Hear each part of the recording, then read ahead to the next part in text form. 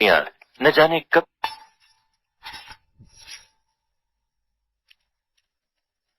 उस दिन अमित बहुत बेचैन था।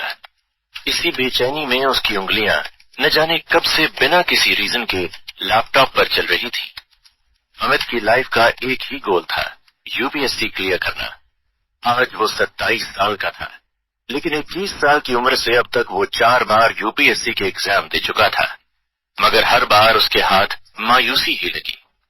उस दिन भी उसका रिजल्ट आना था और यही उसकी घबराहट की वजह भी थी। उसके पिता अशोक से उसकी ये घबराहट छिपी नहीं थी, इसलिए वो उससे बात करने के लिए उसके कमरे में आए। बेटा, कल से देख रहे हैं हम तुम्हें, तुमने खुद को कमरे में बंद कर रखा है।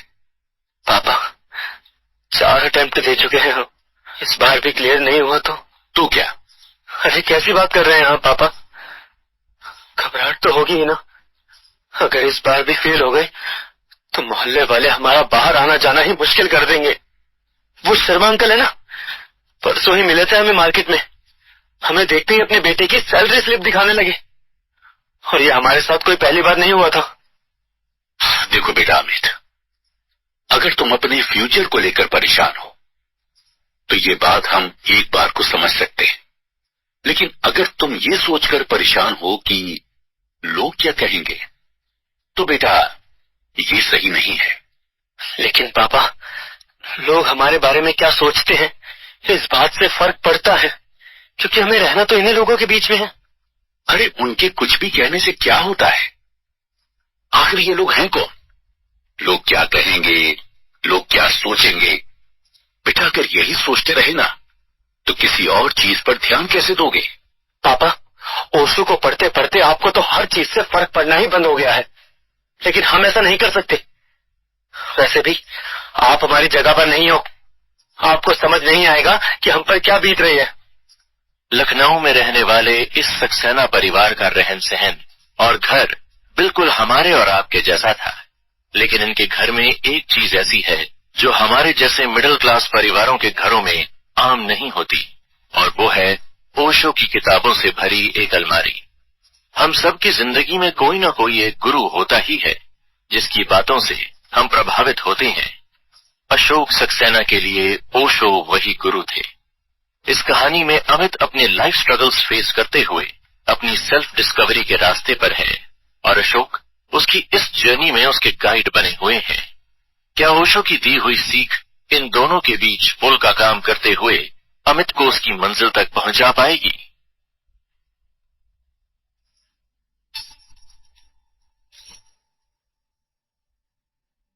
अपने रिजल्ट की वजह से अमित का स्ट्रेस इतना बढ़ गया था कि वो चैन से एक जगह बैठ भी नहीं पा रहा था। अशोक ने उसे बहुत समझाने की कोशिश की, मगर अमित की घबराहट वैसी ही बनी रही। पापा, हम भी परेशान नहीं होना चाहते, लेकिन ये हमारे हाथ में थोड़ी है, और फिर भी हम परेशान ना हो तो क्या करें?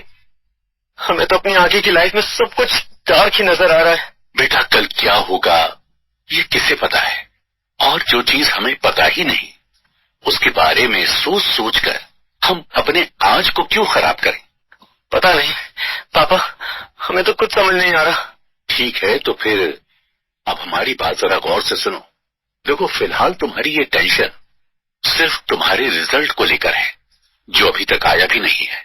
फेल हो जाने के बाद क्या होगा ये तभी सोच लेना जब फेल हो जाओ। पिछले साल भी तुम यही सोच सोच के परेशान हो रहे थे, लेकिन ये पूरा साल अच्छे से बीत गया ना।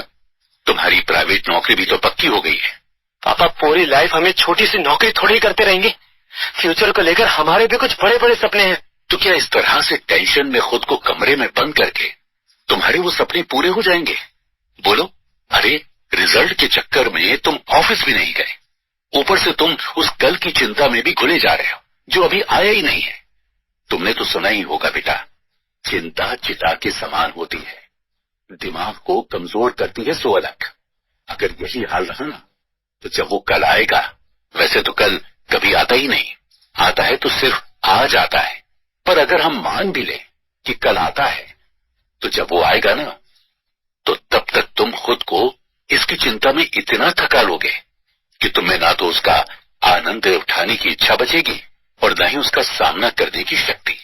अपने पिता की बात सुनकर अमित सोच में पड़ गया और फिर अगले ही पल उसकी सोच उसकी कंफ्यूजन में बदल गई। आप क्या कह रहे हो? मुझे कुछ समझ नहीं आ रहा पापा। कोई बात नहीं, चलो हम तुम्हें अपने जीवन का एक किस्सा सुनाते हैं। वो यूं था कि घर में महेश भाई साहब की शादी की तैयारियां चल रही थी। उसी दौरान हमें पता चला कि हमारे 12वीं के बोर्ड का परिणाम उनकी शादी के 2 दिन बाद आने वाला है। फिर क्या था, ये जानते ही हमारी जान गले में अटक गई, क्योंकि हमारा गणित और अंग्रेजी का पेपर बहुत ही खराब गया था। तुम्हारी तरह हम भी यही सोच सोच कर घुलने लगे थे कि अगर इन दोनों ही विषयों में फेल हो गए तो क्या होगा। पिताजी तो अपनी छड़ी से पीटेंगे ही, गांव बिरादरी में नाक कटेगी सो अलग। ऊपर से हमें इस बात का भी दुख था कि हम अपने ही भाई की शादी का मजा नहीं ले पा रहे थे, जिसके लिए महीनों से हम पता नहीं क्या क्या सोच रहे थे। बारात के आके नाचेंगे, भैया की सालियों के संग हंसी मजाक करेंगे, लड़की वालों पर लड़के वाले होने का रौब मारेंगे, भाभी को धूमधाम से घर लेकर आएंगे। घर की पहली शादी थी तो एक्साइटमेंट भी कुछ ज्यादा ही था। उसके पिता भी कभी उसके जैसे ही किसी सिचुएशन में थे। ये सुनकर अमित उनके इस किस्से से खुद को रिलेट करने लगा। तो ऐसे में क्या किया था आपने? करते भी क्या बेटा, बोर्ड का रिजल्ट का सुनते ही हमारी तबीयत बिगड़ने लगी थी। हमें लूज मोशन लग गए थे, बुखार चढ़ गया था। गर्मी के दिनों में भी हम ठंड से कांप रहे थे, इसलिए हम बारात के साथ जा ही नहीं पाए। ऊपर से हमारी अम्मा को भी हमारी देखभाल के लिए हमारे साथ घर में रुकना पड़ा। आज तक उस दिन के लिए हम पर दरियाती। कल की चिंता में हमने न केवल अपने आज की खुशी को खराब किया, बल्कि साथ ही अपनी अम्मा की भी खुशी खराब कर। इतने दिन से हमने ये गांठ बांध ली थी कि अब से हम केवल वर्तमान में जिएंगे। जो बीत गया उसके बारे में क्या सोचना, और जो अभी हुआ ही नहीं उसके बारे में भी अभी से क्या सोचना। अरे हमारे पास जो है वो बस यही पल है जो हम अभी जी रहे हैं। अगर हम कुछ करना चाहते हैं तो उसके लिए भी हमारे पास केवल हमारा प्रेजेंट टाइम ही है, जो पल हमारे भविष्य का आज बनेगा और हमारा आज इसका अतीत।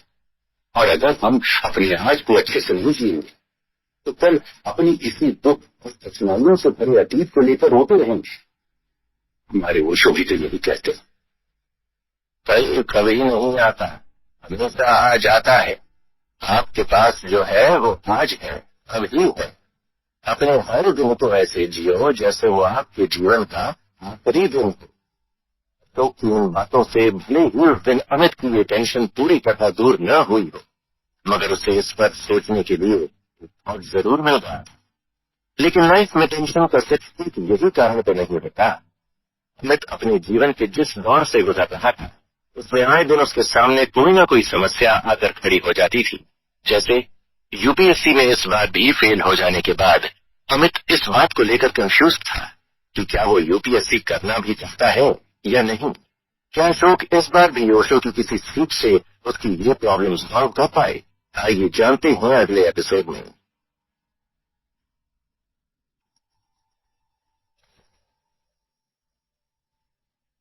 यार इस बार भी यूपीएससी रह गया। पापा मम्मी कुछ कहते नहीं, लेकिन हमें लेकर उनकी भी तो कुछ उम्मीदें होंगी जो हमारे हर रिजल्ट के साथ टूट जाती होंगी। तो यूपीएससी करना भी चाहता है या नहीं? पता नहीं यार, हम तो इस बात को लेकर के कंफ्यूज हैं। भाई 27 का हो गया तू, सारी जिंदगी कंफ्यूजन में ही निकालनी है क्या? यही टाइम है, जो डिसाइड करना है अभी कर ले, वरना न इधर का रहेगा न उधर का। मुझे देख, मैं तो एक बार में ही समझ गया था कि ये यूपीएससी क्लियर करना मेरे बस की बात नहीं। सोचता हूँ यार कुछ, लेकिन हमें तो ये भी नहीं पता कि हम सचमुच कंफ्यूज हैं भी या हमें सिर्फ ऐसा लग रहा है कि हम कंफ्यूज हैं। अमित अपने घर के बाहर खड़ा हुआ अपने दोस्त मोंटी के साथ बातें कर रहा था। तभी घर के अंदर से उसके पापा अशोक खांसते हुए बाहर आए। अमित ने फौरन इशारा करके मोंटी को चुप करवा दिया। नमस्ते अंकल जी, कैसे हैं आप? देखो बेटा, जो अपने दिल की आवाज सुनता है केवल वही जीना जानता है। और बेटा, ये काम तो हमें अच्छे से करना आता है, इसलिए हम तो हमेशा भले चंगे ही रहते हैं, वरना तो लोग जी ही रहे हैं दूसरों की उम्मीदों का बोझ उठाए। अमित अपने पिता की ये बात सुनकर झूम गया। उसी रात अमित ने फिर से अपनी यूपीएससी का स्टडी मटेरियल बाहर निकाला। जैसे जैसे वो उसका एक एक पन्ना पलट रहा था, वैसे वैसे उसके दिमाग में उसके पिछले 7 सालों के वो दिन घूमने लगे जब वो रात रात भर बैठकर यूपीएससी की तैयारियां किया करता था। तभी अचानक उसे रियलाइज हुआ कि उसने कभी भी इसके लिए उतनी तैयारी नहीं की थी जितनी उसे करनी चाहिए थी। मगर क्यों? जब अपने इस प्रश्न का जवाब उसे नहीं मिला तो उसने अशोक से इस बारे में बात करने की सोची। लेकिन जैसे ही वो उनके कमरे में बाहर पहुंचा, उसे अपनी माँ की आवाज सुनाई दी। हमारी रेखा भाभी के बेटे का इस बार यूपीएससी क्लियर हो गया है। आज फोन पर बहुत टशन आ रही थी। इतना सुनते ही अमित उल्टे पांव अपने कमरे में वापस लौट गया। अगले दिन सुबह तैयार होकर वो जैसे ही घर से बाहर निकला, उसे सामने से अशोक आते हुए दिखाई दिए।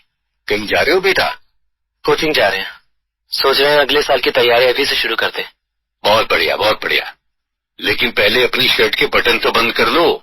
इतना कहकर अशोक खुद ही उसकी शर्ट के बटन बंद करने लगे। रात भर की बेचैनी से गुजरने के बाद अमित को अशोक की ये परवाह अच्छी लग रही थी। तभी अशोक ने पूछा, कोई टेंशन है? हम कुछ भी ठीक से नहीं कर पाते पापा। ना तो हमसे बटन ठीक से बंद हुए और ना ही हम यूपीएससी क्लियर कर पाए। कोई बात नहीं, यूपीएससी करना जिंदगी जीने की कोई शर्त तो नहीं। लेकिन आप और मम्मी तो हमसे यही उम्मीद रखते हो ना। देखो बेटा, हम तुमसे जो भी उम्मीदें रखें ये हमारा मसला है। तुम हमारी नहीं, अपनी जिंदगी जी रहे हो। तुम्हें तो बस इस बात पर ध्यान देना है कि तुम क्या करना चाहते हो। वो कल सुनी थी हमने तुम्हारी और मोंटी की बातें।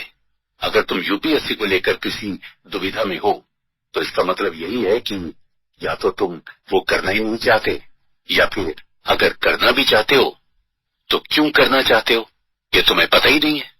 और इस बारे में जानते हो ओशो का क्या कहना है? हमारे जीवन का एक ही दुख है कि हमें अपना पता नहीं है। एक ही पीड़ा है कि हम अपने से अपरिचित हैं। जो अपने से ही परिचित नहीं, वो जो भी करेगा गलत होगा। इसे सही करने के लिए पहली जरूरत है अपने से परिचित हो जाना। अमित ये सुनकर हैरान था कि अशोक को उसकी मेंटल स्टेट के बारे में उससे ज्यादा क्लैरिटी थी। पापा, हम भी कल रात को यही सोच रहे थे। हमने 4 अटेम्प्ट दिए, लेकिन एक भी बार हम उसके लिए पूरी तरह तैयार नहीं थे, जबकि इसे करने के अलावा हमने कभी कुछ सोचा ही नहीं। लेकिन हम तैयार क्यों नहीं थे, इसका जवाब हमें नहीं मिला। देखो बेटा, जब किसी प्रश्न का जवाब ना मिले तो उसे दूसरी तरह से पूछना चाहिए। तुमने इसे ही अपने करियर के रूप में क्यों चुना था? इस प्रश्न पर ध्यान दोगे तो शायद तुम्हें अपना जवाब मिल जाए।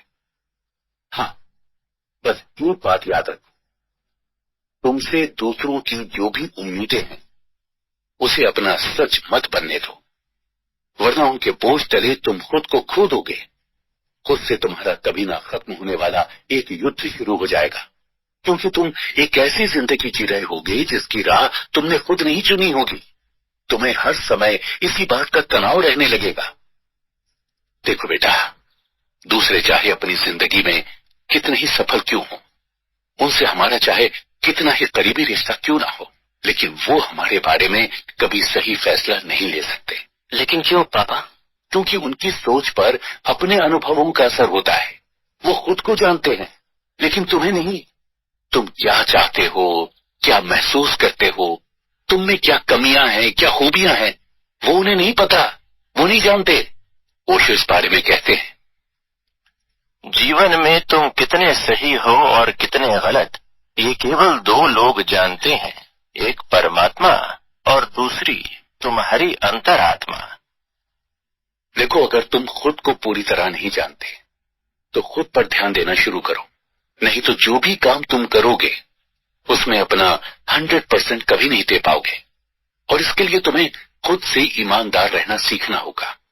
खुद से ईमानदार रहोगे तो तुम्हें पता होगा कि तुम सही में क्या करना चाहते हो, और तभी तुम खुद को उस दिशा में गाइड कर पाओगे।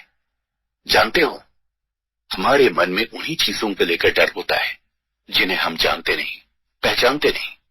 उन्हें लेकर हम हर समय असुरक्षित महसूस करते हैं। और ये बात हमारे खुद पर भी लागू होती है। अगर तुम खुद को नहीं पहचानोगे तो कभी पूरे आत्मविश्वास के साथ कोई काम नहीं कर पाओगे। हर बात को लेकर तुम कंफ्यूज रहोगे। ऐसे में तुम कुछ भी करने के लिए दूसरों की सलाह पर निर्भर हो जाओगे। इसलिए अगर तुम खुद के जीवन की कमान अपने हाथों में लेना चाहते हो तो पहले खुद से सच बोलना सीखो। जिस भी बात को लेकर तुम्हें कोई कंफ्यूजन हो तो उसे प्रश्न बनाकर खुद से पूछो। ओशो कहते हैं, खुद को जानना मुश्किल है। अपने अंदर उतरने के लिए एक लंबी यात्रा करनी पड़ती है। सही दरवाजे पर आने से पहले कई दरवाजे खटखटाने पड़ते हैं। खुद से कई प्रश्न करने पड़ते हैं। खुद के सही गलत सभी तरह के विचारों का सामना करना पड़ता है। चेहरा बदलकर हम दूसरों को तो धोखा दे सकते हैं मगर खुद को नहीं। इतना कहकर अशोक घर के अंदर चले गए और अमित वहीं खड़ा उनकी बातों के बारे में सोचता रहा। हम अपनी लाइफ में कई तरह के बोझ लेकर जीते हैं जो हमें फ्री होकर आगे बढ़ने ही नहीं देते। बोझ हमारी हार का, हमारे गिल्ट का, हमारे रिश्तों के टूटने का, हमारे अटैचमेंट्स का या फिर अपनी बुरी आदतों का। अमित भी अपनी प्राइवेट नौकरी चले जाने के बाद एक ऐसी ही सिचुएशन में था। तब अशोक ने उसे ओशो की कौन सी सीख दी, आइए जानते हैं अगले एपिसोड में।